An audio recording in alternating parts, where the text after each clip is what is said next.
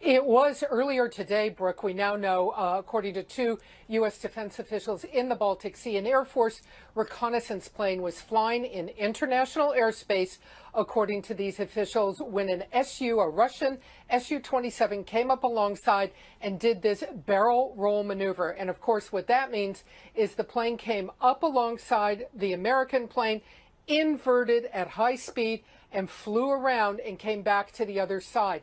This is a very high-speed, very dangerous maneuver, and it's estimated the Russians came within 100 feet of the U.S. aircraft. The U.S. is very opposed to these kinds of maneuvers. They are very dangerous, the U.S. says, and they can lead to absolute disaster in the skies.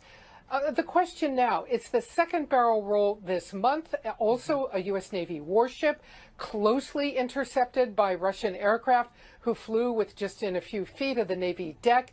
What is Moscow up to? And if U.S. officials tell me they are still uncertain whether these dangerous maneuvers are being ordered at the highest levels in Moscow or whether these are Russian pilots out there hot-dogging, taking tremendous risk.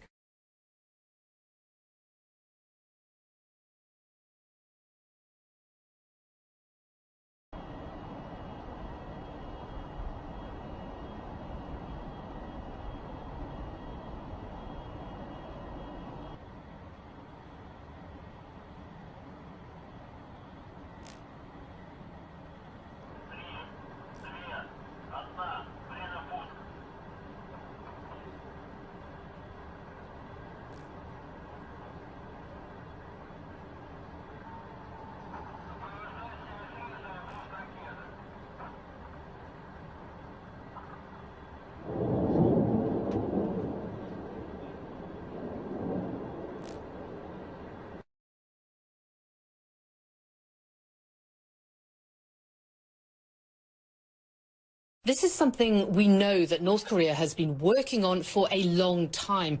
South Korea's Joint Chiefs of Staff saying that Pyongyang has fired what it believes to be a ballistic missile from a submarine. Now, they say that it flew for about 30 kilometers or just under 20 miles. And in order for this type of launch from a submarine to be considered a success, it needs to fly for around 300 kilometers or just over 180 miles. Now, clearly, it fell far short of that, but South Korean officials are not directly calling this a failure, and with good reason. Every test that North Korea does takes it one step closer to its goal. It always learns something, no matter what the outcome. And of course, if in fact North Korea did manage to fire a ballistic missile from a submarine, no matter how far it went, that would be significant. One US official telling us just how worrying this development is for Washington, saying, quote, North Korea's sub-launch capability has gone from a joke to something very serious. The US is watching this very closely. And of course, the timing is very interesting, as it always is with North Korea. 2016 has been very busy. It's been very tense. There's been that purported H-bomb test in January, a satellite launch, a claim of miniaturizing a nuclear warhead.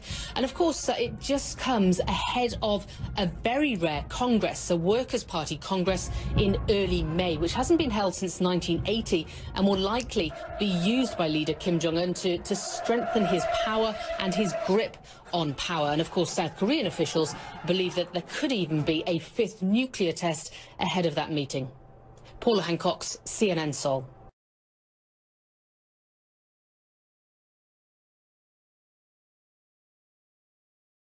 Barack Obama has announced today the biggest escalation of America's intervention in Syria to date, with a further 250 troops now on top of dozens who are already on the ground there. A small number of American Special Operations Forces are already on the ground in Syria, and their expertise has been critical as local forces have driven ISIL out of key areas. So given the success, I've approved the deployment of up to 250 additional U.S. personnel in Syria, including special forces, to keep up this momentum. Well, all positives as he's selling it. There seems to be mixed messages over the years. We'll talk about that in a minute. But was any of this a surprise, what he had to say this morning? Well, Kevin, this certainly came as quite a bit of a revelation, because we certainly don't have to travel back too far in time to remember very different statements. I do not foresee a scenario in which boots on the ground in Syria, American boots on the ground in Syria, would not only be good for America, but also would be good for Syria. There have been a few who suggested that we should put large numbers of U.S. troops on the ground. It is not just my view, but the view of my closest military and civilian advisors that that would be a mistake. Well, these latest announcements to send an additional 250 military personnel to Syria are certainly part of a bigger picture that Barack Obama has been painting here in Hanover on his European tour, where he's been talking about the threats that the U.S. and the EU together as NATO allies continue facing. He's been talking about ISIL being the biggest threat, followed by the need for Europe to stay unified, as well as continued to talk about Russia's aggression when it comes to Ukraine and the future of peace in Europe. Let's take a listen. A lot of workers and families are still struggling to recover. Today, dangerous forces do threaten to pull the world backwards. Barbaric terrorists have slaughtered innocent people in Paris and Brussels and Istanbul and San Bernardino, California. Russian aggression has flagrantly violated the sovereignty and territory of an independent European nation, Ukraine. And that unnerves our allies in Eastern Europe, threatening our vision of a Europe that is whole, free, and at peace. He's covered a fair bit already. What more's to come as we know it over there in Hanover? Well, Kevin, other European leaders are gathering here for talks later on today, where they're going to be meeting with Obama, Merkel, and the leader of France, the UK, and Italy are going to be getting together like old friends to discuss these and other issues. Migration, of course, terrorism is going to continue to dominate the agenda. Syria, Russia, all of this expected to take place during this tour by Barack Obama, which is kind of partially seen, despite the fact that NATO leaders are going to be meeting in Warsaw in July, as a sort of a goodbye tour, a nostalgia tour, because in his speeches and press conferences here in Hanover over the last 2 days, he has had this sort of sadder, nostalgic tone, looking back on his presidency, talking about how the U.S. and the world was able to pick up the pieces after the financial crash. He's been trying to convince people that the world is actually now better off now that his presidency is coming to an end. He's been talking about how security and privacy can walk hand in hand together, which has been quite ironic to see Angela Merkel just sitting 30 meters away from him, considering her phone conversations were wiretapped. So, you know, the leaders are getting together to discuss these issues, but a lot of it is seen as a sort of goodbye tour where Barack Obama is looking back and also trying to point out what he would like to see in the future.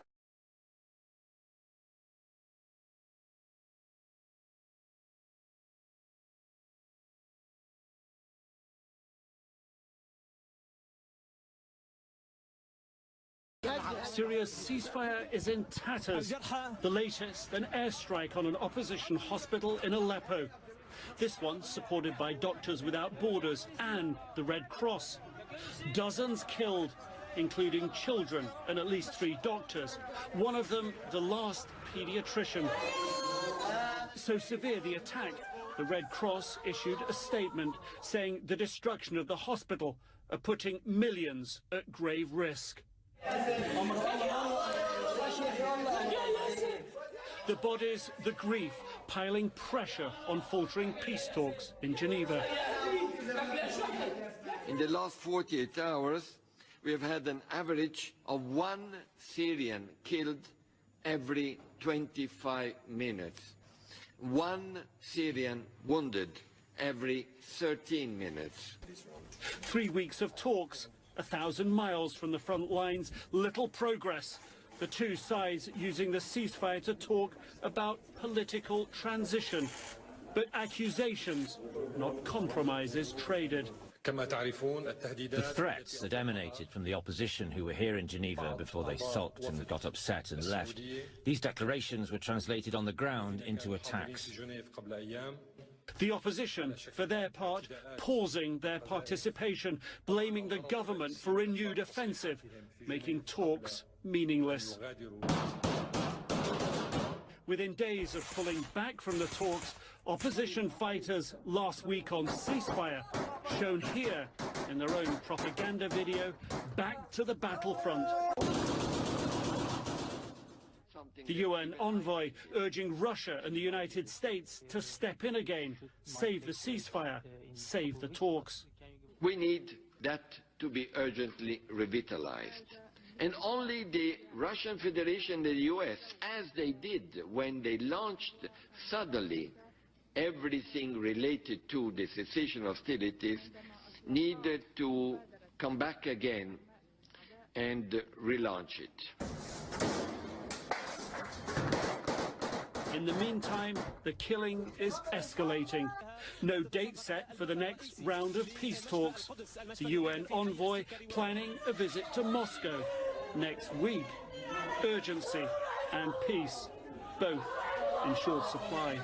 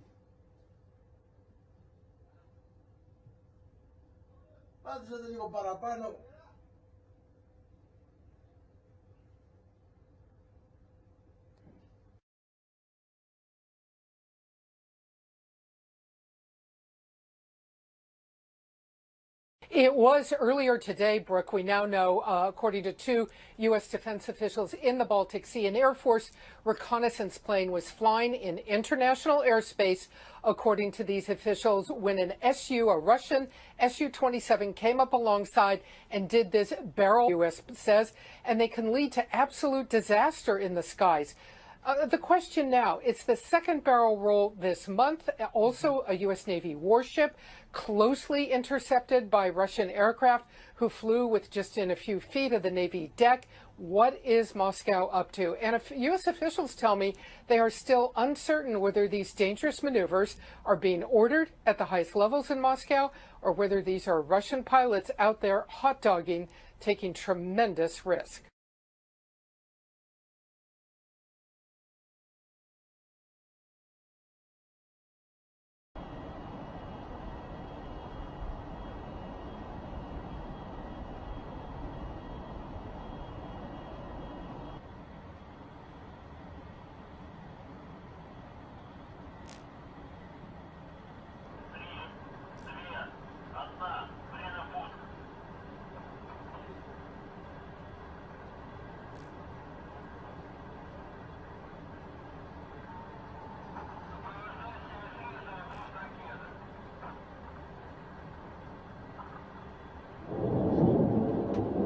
Roll maneuver. And of course, what that means is the plane came up alongside the American plane, inverted at high speed, and flew around and came back to the other side.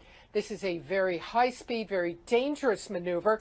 And it's estimated the Russians came within 100 feet of the U.S. aircraft. The U.S. is very opposed to these kinds of maneuvers. They are very dangerous. The